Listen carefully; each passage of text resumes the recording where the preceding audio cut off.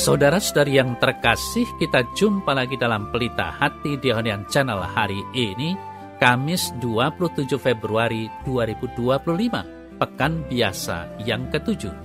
Bersama saya Romo Thomas Suratno SC dari Komunitas SC Teluk Betung, Bandar Lampung, mendengar dan merenungkan Sabda Tuhan, yakni firman Tuhan yang tersurat dalam Injil Markus, bab atau pasal 9, ayat 41 sampai dengan ayat 50. Yesus berkata kepada murid-muridnya, "Sesungguhnya barang siapa memberi kamu minum secangkir air oleh karena kamu adalah pengikut Kristus, ia tidak akan kehilangan upahnya.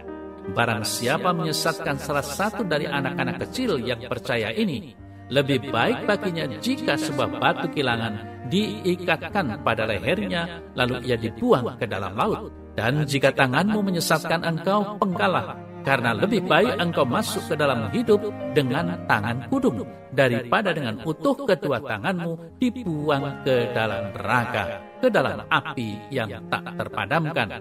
Di tempat itu ulatnya tidak akan mati, dan apinya tidak akan padam. Dan jika kakimu menyesatkan engkau, penggalah, karena lebih baik engkau masuk ke dalam hidup dengan timpang, daripada dengan utuh kedua kakimu dicampakkan ke dalam neraka. Di tempat ulatnya tidak akan mati dan apinya tidak akan padam. Dan jika matamu menyesatkan engkau, cungkirlah, karena lebih baik engkau masuk ke dalam kerajaan Allah dengan bermata satu, daripada dengan bermata dua dicampakkan ke dalam neraka, di mana ulat-ulat bangkai tidak mati dan api tidak padam. Karena setiap orang akan digarami dengan api. Garam memang baik, tetapi jika garam menjadi hambar, dengan apakah kamu mengasinkannya?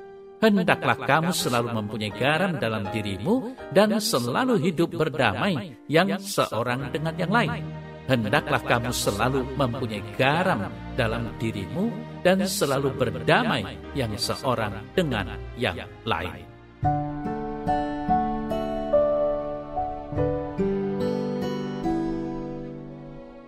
Saudara-saudari yang terkasih, siapakah yang ingin kehilangan pahala dan dirampas sukacitanya pada akhirnya? Tentu tidak ada. Kita semua telah diberi hadiah terbesar, yaitu Allah sendiri yang adalah kasih yang sempurna dan sumber kehidupan melimpah serta kebahagiaan tanpa akhir.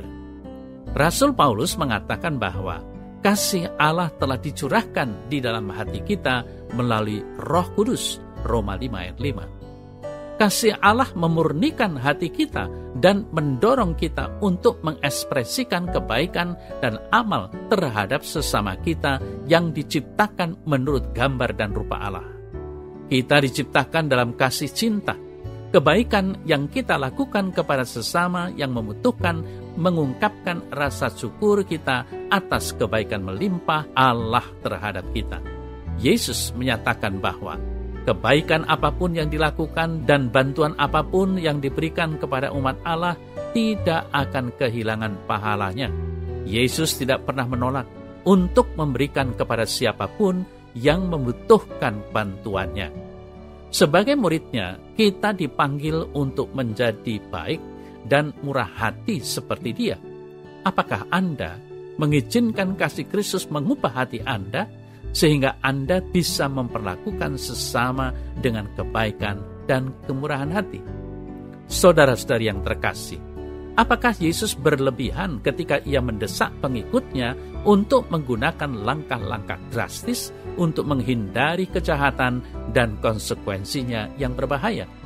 Yesus menetapkan di hadapan murid-muridnya satu tujuan tertinggi dalam kehidupan yang layak dilakukan sebagai bentuk pengorbanan. Dan tujuan itu adalah Allah sendiri serta kehendaknya yang menginginkan kita hidup damai dan bahagia abadi. Yesus memperingatkan murid-muridnya agar mereka tidak menjadi batu sandungan bagi orang lain, yaitu tidak memberi pelanggaran atau contoh buruk yang mungkin menyebabkan orang lain berbuat dosa. Apakah Anda sudah memberikan contoh yang baik bagi orang lain untuk diikuti.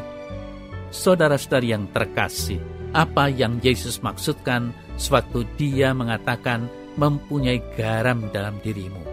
Yesus menggunakan garam untuk menggambarkan bagaimana muridnya harus hidup di dunia ini. Sebagai garam memurnikan, menjaga, dan menghasilkan rasa, sehingga murid Kristus harus menjadi garam di dunia masyarakat manusia untuk memurnikan, melestarikan, dan membawa rasa kerajaan Allah, yaitu kebenaran, damai, dan pengampunan. Apa maksud Yesus dengan ungkapan digarami dengan api dan garam menjadi hambar? Saudara-saudara yang terkasih, garam pada masa lalu lebih sering dimasukkan ke dalam oven dengan maksud mengintensifkan panas. Ketika garam itu habis dibakar dan tidak lagi berguna, maka ia dibuang dan dengan mudah bisa terinjak orang.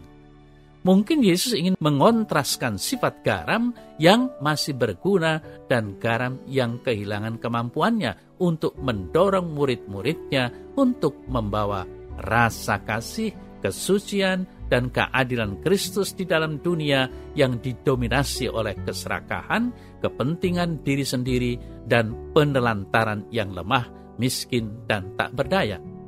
Apakah Anda mengizinkan aroma kasih dan kebenaran Kristus untuk mempengaruhi orang lain melalui kesaksian hidup, ucapan, dan tindakan Anda?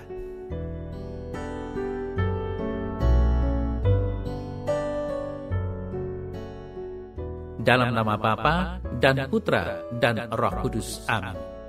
Ya Tuhan Yesus, penuhilah aku dengan aroma cinta dan kebenaran-Mu, agar aku dapat memancarkan sukacita dan damai Injil dimanapun aku berada. Amin.